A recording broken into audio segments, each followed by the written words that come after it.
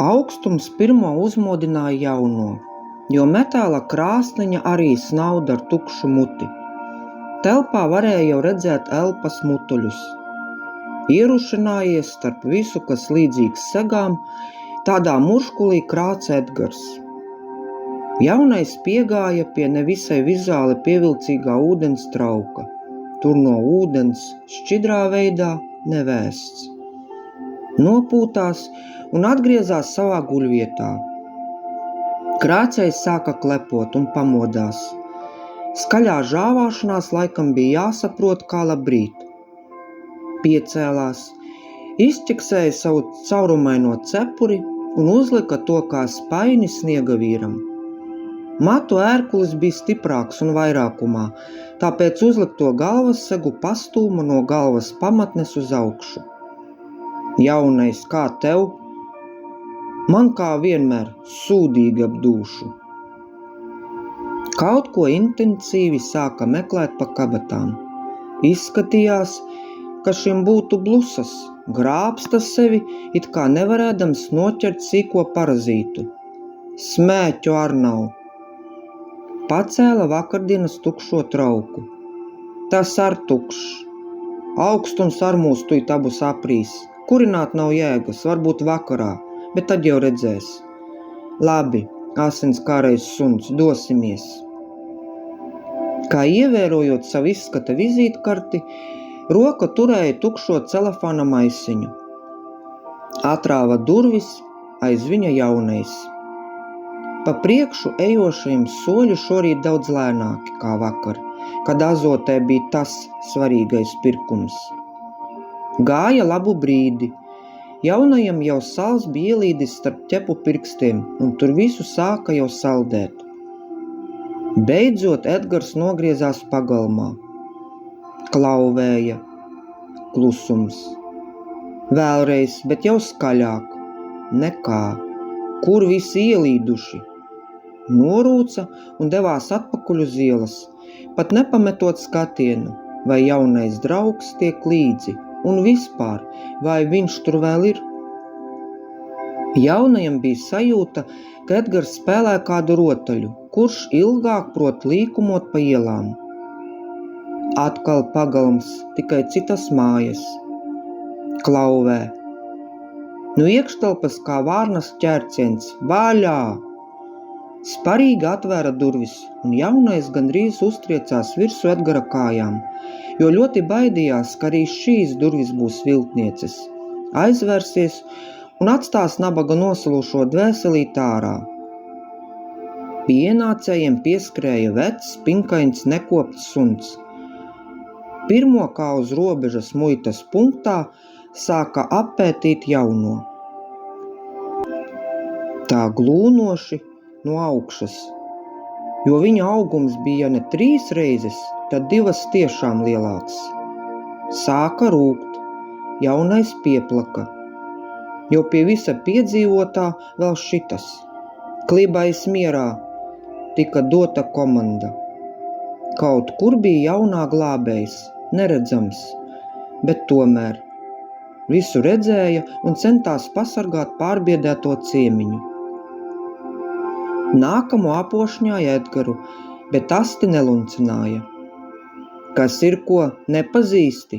Nu jā, šogad vēl neesam tikušies. Edgars teica un virzījās tālāk. Jaunais līdz, jo šis tiešām neizskatās, ka gribēs draudzēties. Abi, bet aiz viņiem kā īdzīgs lielveikala apsargs Klibais, ienāca virtuvē. Tur sēdēja 3 cilvēki. O, nu sveiks! Ko tad tu šito gaisa gabalu? Viens piecēlās un deva sveicienam roku. Nu, vat atkūlos. Nē, tas labi, Edža, kā atvilkies. Tagad roku deva otrs. Varēja jau ar dāmu pirmo sasveicināties. Par sevi atgādināja sieviete. Kas tev tur līdzi valkas? Klibajam redz nepatīk. Apvaicājās pirmais runātājs. Tas ir mans jaungada draugs, atradu klungurējot mājā no Toļika. Ja viņam apniks pie manis, es jau ar varu neturēšu. Kā sauc tavu mājas sargu? Pieliecās sieviete. Jaunais. Kā? Kāds vēl jaunais? Ironizēja jautātāja. Klausies, Inese, es par jūsu suņa vārdu Klibais ar neko nesaku, ne? Miers. Nu ko tad dēļ suņa sāksim paši griezties? Briestošās nesaskaņas mēģināja novērst otrais vīrietis. Pagara auguma, gaišiem matiem, ar rētu spieres, palīku degunu, izteiktu ādamābolu, kalsns, paburzītu žaketi, zem kuras krekls ar īsām piedurknēm. Uz tā priekšpusē sarkani burti. Kājās melnas treniņbikses ar baltām svītrām sānos. Tad tas pirmais vīrietis, lai nav gari un plaši jāapraksturo, tad cik garš, tik plats. Brūns džemperis, tam pa virsu veste, kurai 2 uzdevumi. Pirmais – piesekt tumīgo vēderu, otrs – dažādu lietu un lietiņu glabātuve. Jo tai kā dainu skapim daudz dažāda lieluma kabatas un kabatiņas. Lejas gals bija ietērpts vecās uzvalka biksēs. Kur tie laiki, kad tās derēja? Jo glābjot situāciju, iešūts paprāvs ķīlis aizmugurē. Bet tas laikam bija tik bezkaunīgs, ka ja gadījumā kāds to nav pamanījis, tad to var izdarīt, demonstrējot citu krāsu. Šajā gadījumā smilškrāsu. Tad vienīgā dāma šajā kompānijā, mati, kā krāsu palete, varētu kalpot mākslas skolā, lai bērniem uzskatāmā veidā rādītu, kā viens tonis sadzīvo vai kožas ar otru. Tur matu galos, kā atblāzma no gaišās jaunības, bāla nokrāsa. Tad nākamā kā stadiona tribīnē sēdēja starp brūno un melno. Nākamā krāsas nogrieznī bija pabelējis sarkanais posms. Tad šo parādi pagaidām noslēdza dzeltenoranžais. Mēģinot saglābt kaut tripatu sievišķīguma, tad ap kaklu bija apvīkstītas nobružātas plasmasas krelles. Ja tā labi ieskatās, sarkanas. Kleita kā nākusi caur vairākiem gadsimtiem. Tai nebija nevienas vietas, kur tā būtu gluda. Saburzīta kā cepam papīrs. Klibais nebija pārstājis glūnēt uz jauno. To skaidri varēja saprast, ka Edgaru viņš pacietīs, bet šo ciemiņu. Un ko tad atnāci, tāpat vai kaut ko gribēji? Jautāja kalsnais vīrietis. Un tāpat, sen jau neesmu bijis ne pie tevis, Egil, ne tevis sirmais, atbildēja Edgars. Nu tad tik sēdi nost, aicināja sirmais, tas ir tas, kurš ar to izteikto ādamābolu. Atnācējam diroz nebija jāsaka, apsēdās, bet jaunais turpat pie viņa kājām. Drošs paliek nedrošs, ja nu kas, tad būs kāds, kas pasargā. Salēja to, kurš tik ļoti nepatika jaunā degunam. Ej, Klibais savā istabā, nav ko tev lūrēt uz to Edgara sargu. Deva rīkojumu Egils, tas, kurš ir cik garš, tik plats. Jaunais atvieglot uzelpoja, jo tas nepatīkamais sugas brālis pavēlēto izpildīja. Atkal tika saliets nepatīkamās smakas dzēriens. Visi kaut ko runāja, bija sajūta, ka viens otrā neklausās. Ik pa brīdim aiz stūra palūrēja Klibais ar domu: sīkais, neaizmirsti, ka es te tevi vēroju. Nu, Edža, kā tas viežas, turpat dzīvo? Kožot augstās gaļas gabaliņu no uzdurtās dakšas, vaicāja sirmais. Jā, nekā jauna nav, sitos pa dzīvi. Nu, varbūt mauks uz savu veco dzīves vietu? Sarunā iesaistījās Egils. A kas mani tur gaida? Mutere? Nu, mutere ta mutere, možināra. Sirmais uzspieda kā uz sāpošas pinnes. Ot šito beidz, ja? Tu ļoti labi zini, ka man šī tēma ir kā sitiens zem jostas vietas. Labi, veči, beidziet, labāk salejam. It kā atrisinājumu atrada Inese. Viņas ierosinājumu 1-2 izpildīja. Jaunais satrūkās, jo viņa priekšā tika nosviests augstās gaļas paliels gabals. Tak tavam sargam ar ko vajag? Tā bija Inese, kura bija atcerējusies par jauno. Tā kā šodien nekas nebija vēl ēsts, tad šis piedāvājums tieši laikā un gards diezgan. Klibais jau galvu bija pabāzis vairāk. Klibais, šeit tev var. Tād savu dienu un nedienu stāstus nobēra Egils. Tos ik pa brīdim, kā maratonu skrējējus finišā, sagaidīja un sveica no pudeles salietais. Tad jau Inese varēja uzklausīt un atcerēties, kā tas ir, kad īsti vīri bāra komplimentus. Tas dāmai acīm redzami gāja pie sirds. Savu kārtu, jo ja to būtu darījis ātrāk, visiem runātājiem pa vidam, tad neviens to tā kārtīgi nebūtu sadzirdējis. Sagaidījies sirmais. Tāpēc, kad kaut uz pussekundi iestājās klusums, viņš iesāka. Man gan viss čotka, dabūju darbu, jāmauc maiņās, gat arī saproti. Varu atļauties daudz ko, prātoju, varbūt pat māju celšu vai pirkšu gatavu, paņemšu kredītu. Es jau zinu, kā jādzīvo, un tā zīmīgi palūkojās uz Edgaru. Viņš vēl nebija tik ierēbis, tāpēc galda biedra gan tekstu, gan skatiena mājienus saprata. Egils juta, ka briest kaut kas, tāpēc frāze salejam, tā glābs arī šo brīdi. Bet laikam tomēr ne šoreiz, jo sirmais turpināja. Uz mani var paļauties, zinu un protu, kad un cik var svinēt. Tagad nodošu pa lampai šo dienu, rīt, tā teikt, skābu kāpostu sulas diena, un tad uz darbu, kā svaigs gurķīts. Paklausies, ko tu te muldi? Saki skaidri un gaiši. Edgars uzsita dūru uz galda. Es tikai stāstu par sevi, kas tev ir? Visa pasaule nav vainīga, ka tu visu esi pā. Edgars jau piesvempās kājās. Nu, sāk vēl ta dūres vicināt. Kā kaķēns ieķēries Edgara piedurknē, runāja Egils. Edgar, beidz, ko tu? Pa vidu vēl maisījās Inese. Jaunā saimnieks apsēdās un bubinādams zem deguna mēģināja nomierināties, jo vēl neizdzertais trauks uz galda lika savilkt nervus dūrē un valdīties. Kādu brīdi runātāji bija sirmais un Inese, jo Edgils jau kā vecs gailis knābāja pie galda. Tikai ne jau graudus, bet apreibuša cilvēka snaudu. Klibais jau bija ievilcies līdz pusvirtuvei.